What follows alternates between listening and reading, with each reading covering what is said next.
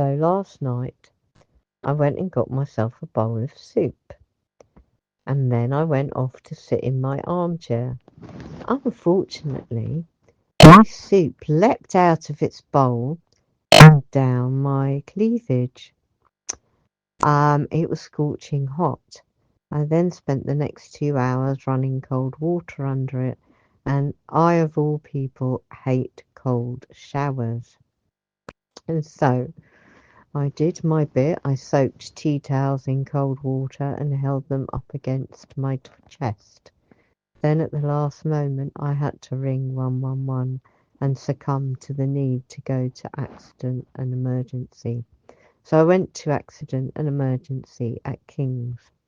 I arrived at around 11:30.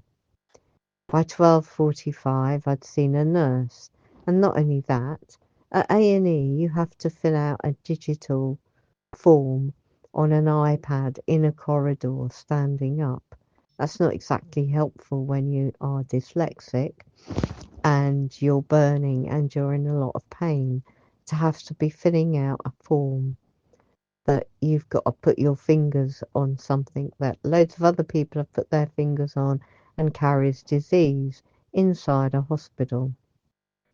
Then, after I'd filled out that form, yes, I got seen straight away by a nurse who looked at my burns and said, "Oh, I need to take photographs, but I haven't got the machine to take the photographs because I need to send your burns to a specialist unit in Chelsea so that they can tell us what to do here at King's. And as you've got a blister," and the blister was underneath my left breast, extremely painful place to have a blister, and it burst, "we'll have to scrape more of the skin off."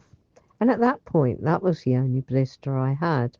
However, she then left me waiting in a corridor after looking at my burns and doing absolutely nothing.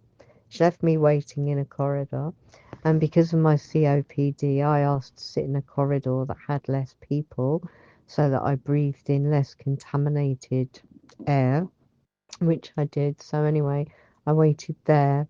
And then she came out of her room about 45 minutes later, and I said to her, "Could I please have the painkiller I was promised 45 minutes ago?"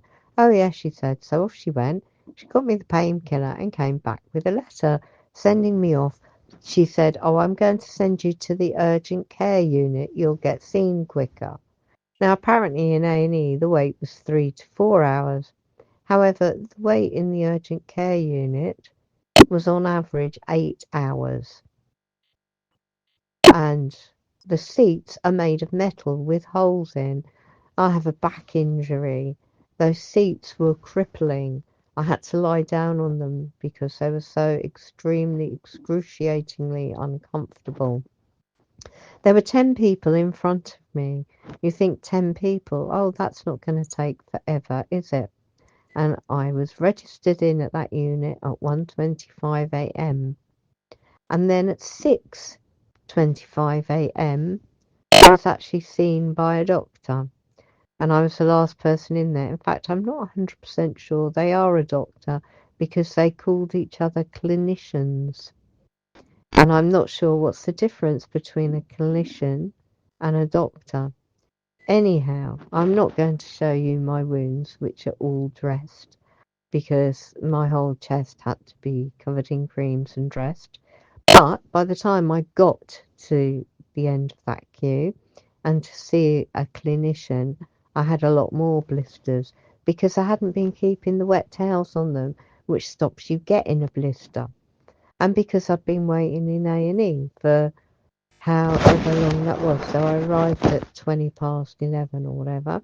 So that's 20 past 12, 20 past 1, 20 past 2, 20 past 3, 20 past 4, 20 past 5, 20 past 6. That's 7 hours in A&E in King's College Hospital in Zone 2 in London in the United Kingdom, not in a third world country, but in a first world country that can't possibly employ enough doctors on an A&E situation to actually fulfill the need. And clearly, if you have a burn, I'm not going to be waiting until tomorrow to go to my GP who can't do anything, But not only that, I've got to have a tetanus injection. They didn't give it to me at the hospital during those 7 hours waiting. They couldn't possibly sort that out, could they? So my GP's got to sort it out within a certain time frame because burns can get infected. I also now have a Vivienne Westwood um, couture activity, I would say, going on my chest, and that dressing has to now be changed every 2 days.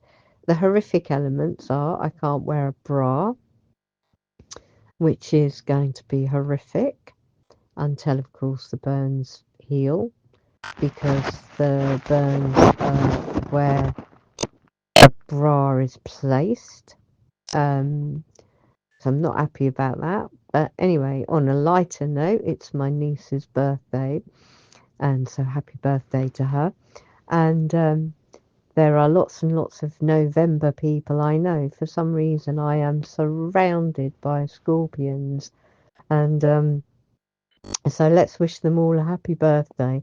And as an Aries, when we have accidents, the things Aries do is hit their head and burn themselves. It's something to do with being an Aries, and I'm very annoyed about it because it needn't have happened. It was an accident. And so here's my tip for the day. Eat at the table, not in your armchair. Okay? Especially as we mature into full-blooded bottles of wine. I wasn't drinking at all.